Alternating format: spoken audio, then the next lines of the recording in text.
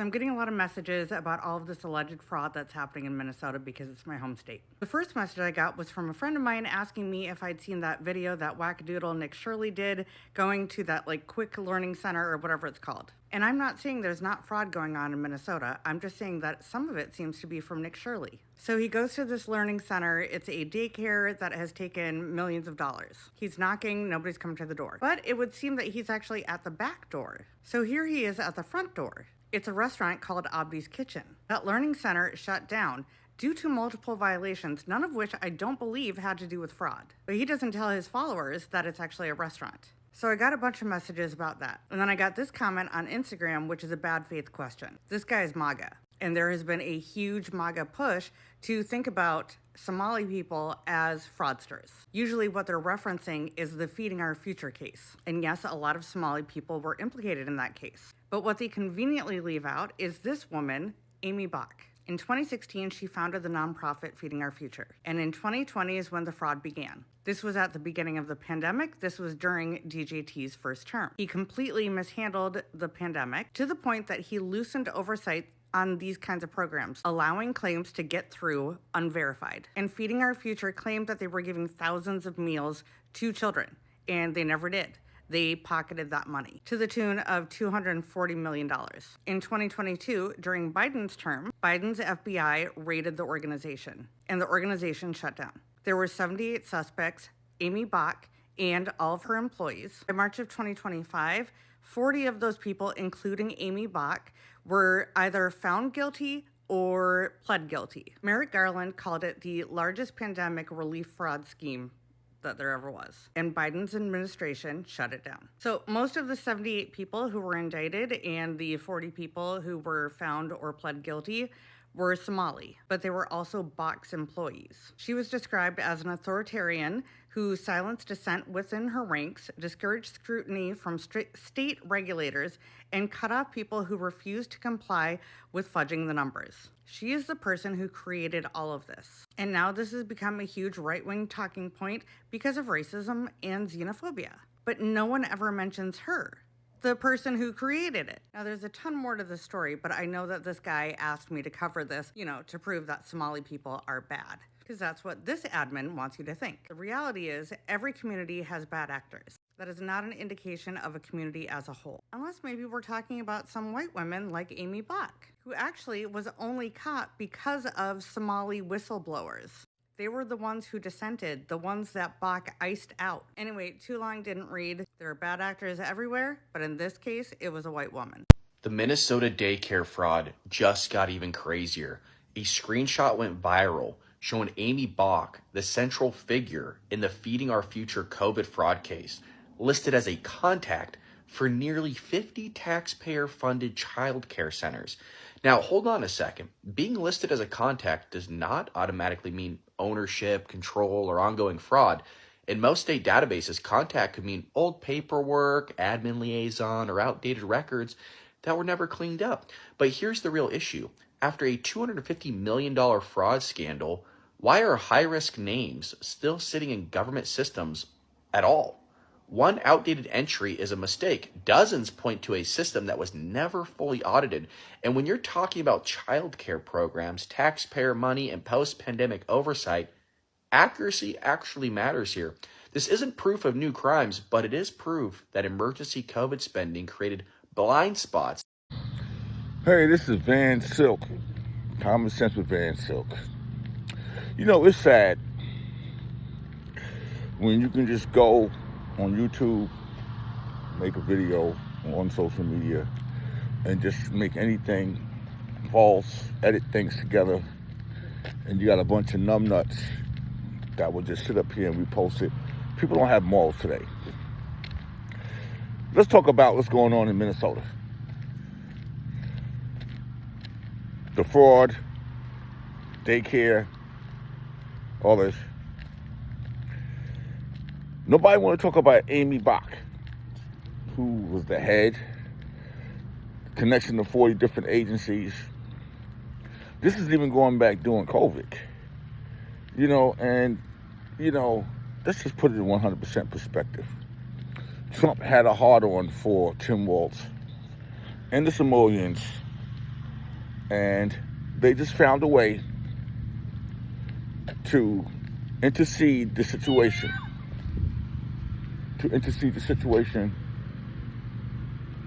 And this is where we at right now. But I want to say, Aimee Bock, well, she only had to pay a $5 million fine. After responsible for more than $250 million in money. Come on, y'all. Here's Aimee Bock's story. And then right after that, we're going to get into Nick Shirley, the scammer, whose family was convicted of scamming. The wannabe Charlie Chris, the YouTuber. And this is what we got to deal with. Tim Walz is probably going to run for senator. Aimee Bock is probably, Goldcheck probably is going to run for governor. Because Tim Walz stepping down, we don't need all that distraction in this time of the year when we head into the midterm elections. Okay, I'll be right back. Here's Aimee Bock, the convicted felon. She's convicted. I mean, Donald Trump, they pick them. And we're going to go right into Mr. Nick Shirley, who's going to these daycare centers and stuff that's already been known about during the holidays when he know it's closed, but he don't go there with mastermind at the door. Who knows? Y'all could be ICE agents. 23 years old. All of a sudden now he's the champion. Thank you, Adam Mottler, for breaking it down. This is Van Silk, Common Sense. I'll be right back. The leader of what federal prosecutors say was the nation's largest COVID-related fraud scheme was just found guilty.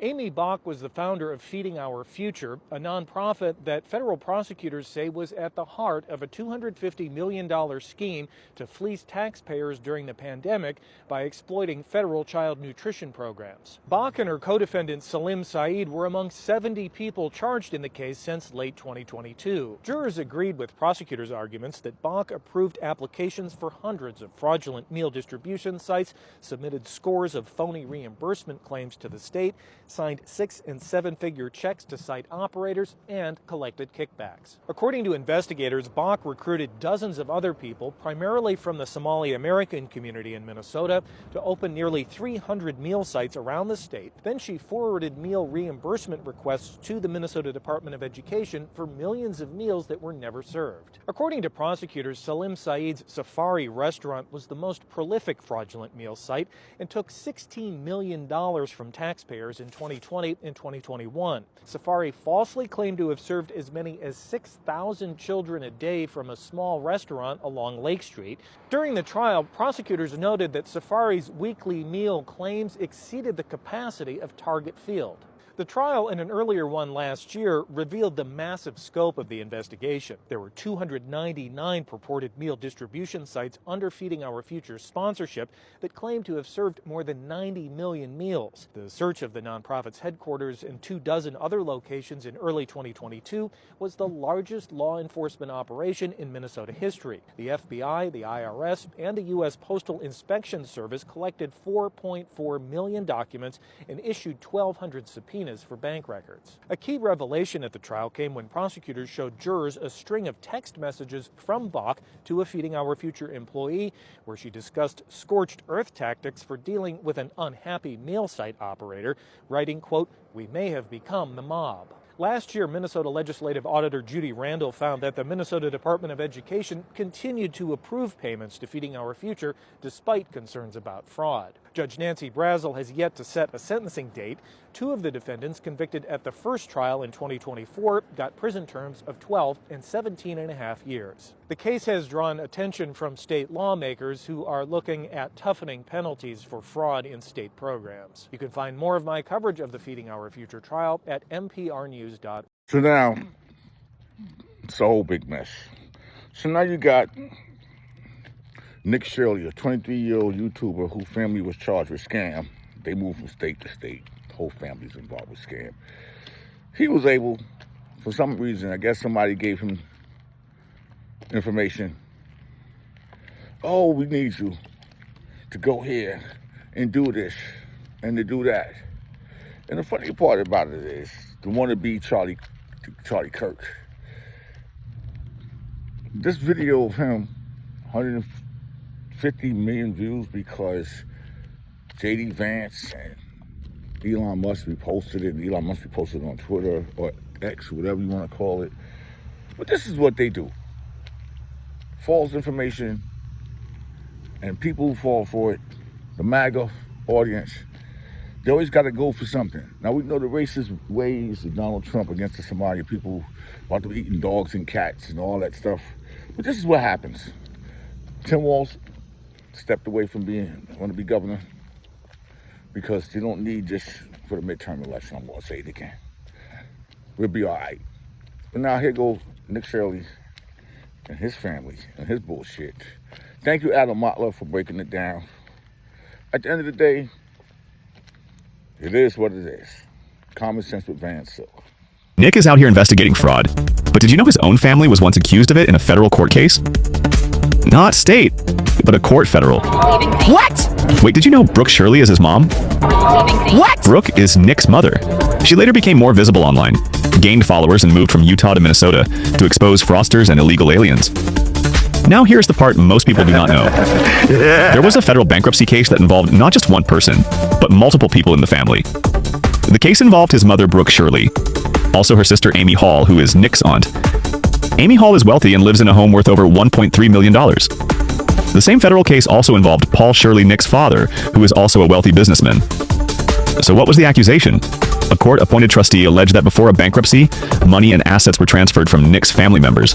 And a related company, the claim was that these transfers were not allowed under bankruptcy and was concerned fraud. Under the federal laws, the trustee asked the federal court to claw that money back.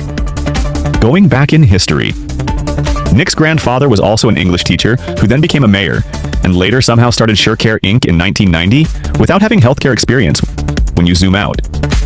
Both sides of the family have long had access to money they have lived comfortably for decades. And today, Nick and his mom, Brooke, are the superheroes that expose fraud involving healthcare and government programs.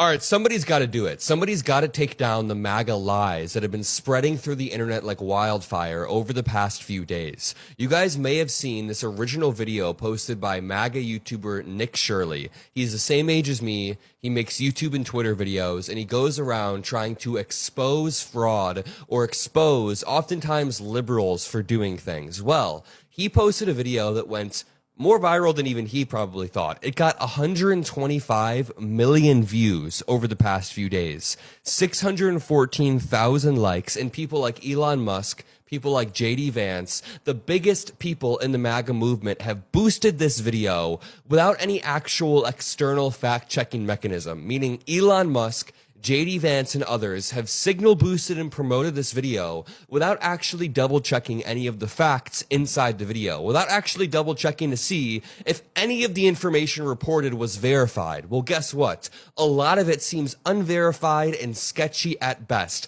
A lot of it seems not just misleading, but deliberately constructed to create suspicion and outrage and turn that into political leverage. Well, guess what? Nick Shirley got 125 million views. He gained his 400,000 followers. J.D. Vance has acknowledged him. They're even starting an investigation due to Nick Shirley's video, and the evidence just gets weaker by the day. I want to use this video to debunk what we can. I'm not on the ground in Minnesota, but we do have some really solid debunks of what Nick Shirley is saying. And just to back up a little bit wider first, Dan Green says, as someone who actually lives in Minneapolis, Minnesota, I'm so sick of this Nick Shirley guy. Local media has been reporting on fraud all year long. There's countless investigations that are still ongoing. He isn't breaking any story, and his methods are incredibly disingenuous, like incredibly disingenuous. Here's the thing. If there is fraud going on, investigate that shit. Weed that shit out. There actually are solid examples of fraud in Minneapolis, in Minnesota. There was just a scheme that is concentrated within the Somali community. It's not racist to point out fraud that's happened, but the racist part comes when you look at every single Somali and you start to accuse them of fraud because you think they must be involved. That is the racist part. It's not racist to say, hey, there have been fraud committed by multiple different races and multiple different times. That's not crazy to say, but Nick Shirley posts this 42-minute video and he captions it this. Here is the 42 minutes of my crew and I exposing Minnesota fraud. This might be my most important work yet. We uncover over $110 million in just one day. Like it and share it around like wildfire. It's time to hold these corrupt politicians and fraudsters accountable. You think in one day you discovered more fraud than the entire state of Minnesota was able to discover in like a year? So I'm not going to play the video. Well, well, well, Nick Shirley is no stranger to fraud. Guess whose family was involved with fraudulent activities according to court documents? Nick's family was. His mother and father, his aunt and his uncle. What? Yes, his mother, father, aunt, and uncle, according to court documents, were involved with fraudulent activities. In a court case that I'll give you all to, the court case actually is a bankruptcy case 18-02098 in Utah. This was back in 2018, and here's what happened. Into the court records, there were fraudulent transfers of assets, payments, and etc., basically to his aunt from his uncle, to his father, and to his mother. It was a health billing company that basically they operated and collected payments from gyms and health clubs. In turn, they were supposed to collect payments, and they were in turn to return the balance of the payments back to the gyms and the health clubs. They were supposed to keep 6% as a fee. His uncle, Bailey Hall, was the one who ran and operated the company, and he managed it. He had sole control over the company's finances. In turn, he adds Nick's father, Paul, his mother, Brooke, and his wife, Aimee, all to the payroll. But none of them performed any work or services for the company, as the court documents allege. What? They're getting paid for work that they're not doing? Well, well, well, Nick, sounds like this is other accusations you made against other people with no proof. But here we have bankruptcy and court records to show this was done. What do you say to that, Nick? Court alleges they did not work or perform any of the services, and they did not work for the company, but yet they received payroll, and they received direct transfers for tens of thousands of dollars from the company that they were allegedly working for. Over time, this money should have been actually returned back to the gyms and the health clubs, but what they're doing is they're taking the money off the top, apparently, and keeping it for themselves. The money was diverted to the family and insiders for personal benefits. Apparently, thousands of these dollars were also transferred from client trust accounts and other entities that they controlled to the family to apparently make payments on properties in Washington state and other states. Apparently, this was all taking place in Utah. Property in Washington state was later sold for $675,000 or more, and none of this money was ever returned back, because this was a Chapter 7 bankruptcy. None of it was ever returned back to the creditors. By the way, Nick's parents and his aunt both own multi-million-dollar homes in Utah. I wonder where that money came from. And the court documents show that none of the proceeds from this house or any of the properties were returned to the billing company, to the gyms, or the health club, or the creditors. Later, the company became insolvent as a result of these transfers and other payments. So, Nick, what you got to say about all that? So I would suggest, before you start making a lot of accusations without facts, you make sure you clean up your own mess first. What do you all think? Love to hear from my Democrats, my MAGAs, my crazies, my cuckoos, and the burned out light bulbs. And again, this is all court records. And the case number is, bankruptcy case number is 18-02098. This was in 2018. What do y'all think?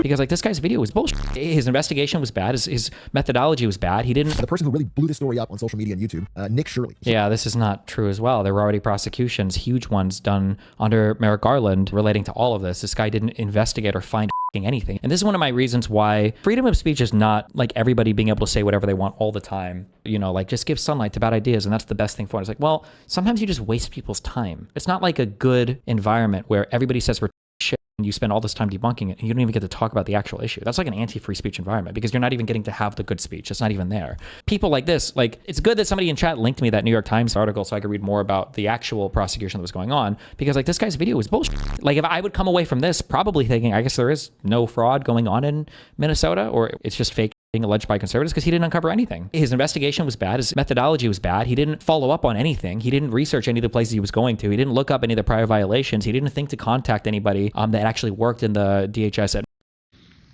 So y'all can see what's going on. It's a whole lot of people with ideas, ideologies. The racism play a big part in this here.